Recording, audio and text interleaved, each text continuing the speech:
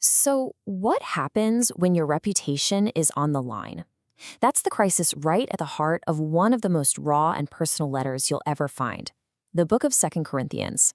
Let's dive in and explore how this ancient text completely flips our modern ideas of leadership, community, and strength right on their head. I want you to put yourself in the author's shoes for a second. Imagine you pour your heart and soul into building a community, only to have a bunch of newcomers show up and start attacking your credibility. I mean, how do you prove you're a leader when the very people you care about start to doubt you? Well, that is the exact dilemma facing the Apostle Paul in this letter. Okay, so a letter under pressure. We've got to understand the conflict in Corinth to get what's going on. To really get this letter, you have to picture the pressure cooker environment it was written in. This is not some calm, thoughtful essay. No. This was written right in the middle of a serious conflict. So here's the central issue. The church in Corinth, a church that Paul himself founded, mind you, was in total turmoil. A new group of leaders had rolled into town and they were publicly trashing him, challenging his authority, questioning his motives, even taking shots at his character. This letter, this is his direct and deeply personal response. All right, so how does he respond? This brings us to redefining authority, where true leadership comes from. Now, Paul could have just fired back with his resume, right? Listed all his amazing qualifications and successes. But he doesn't. He does something completely unexpected. He totally redefines what authority and leadership even mean in the first place. And this chart just lays it all out. You can see this fundamental clash of worldviews. On one side, you have what his critics valued, which, let's be honest, is what a lot of people still value today. Status, worldly success, being a polished and impressive speaker. But Paul just flips the whole script. He argues that real authority, the kind that matters, doesn't come from a fancy resume. It comes from God's grace, an unwavering commitment, and, this is the real shocker, a willingness to suffer for what you believe. And this leads to a pretty radical conclusion. Paul's proof of leadership isn't his strength, it's his weakness. Instead of listing off all his victories, he lists his scars. He's basically arguing that suffering for the message is the ultimate credential. It is the undeniable proof of his commitment. And boy, does he get specific. He's not just talking in abstracts. He talks about actual persecutions, beatings, being thrown in prison, surviving shipwrecks, and living in constant danger.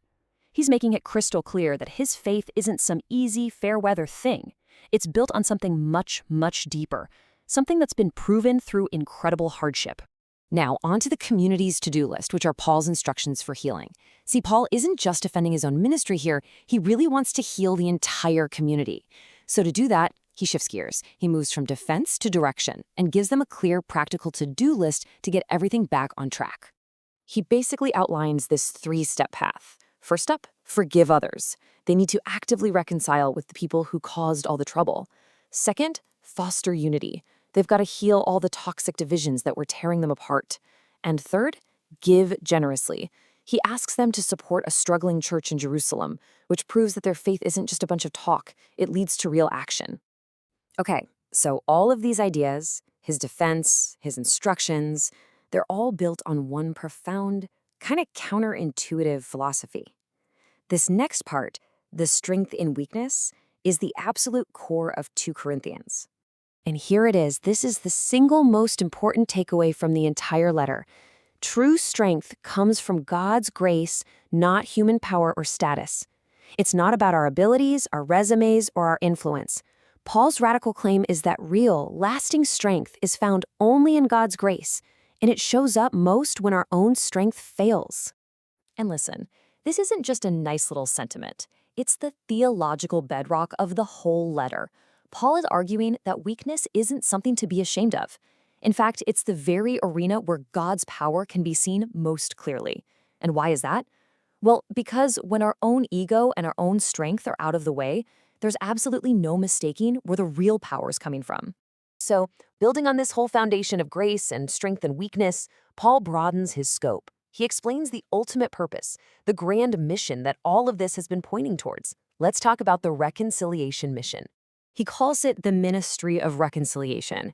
It's this idea that believers are given a special role to play. They get to be Christ's ambassadors, whose job it is to help mend the broken relationship between humanity and God. They're tasked with inviting people back into that relationship. And here's what's so crucial. This isn't a job just for super apostles like Paul. He makes it absolutely clear that this mission is for everyone. And that's why their own internal healing was so important. Their practice of forgiveness and unity, that was like their training ground for their ultimate purpose of reconciling the whole world to God. And that leaves us with this final thought to chew on. In a world, in a culture that celebrates success, power, and self-sufficiency, this ancient letter forces us to ask a really challenging question. What does it actually mean to be strong? And in our own moments of weakness, what might we discover that we couldn't possibly see before?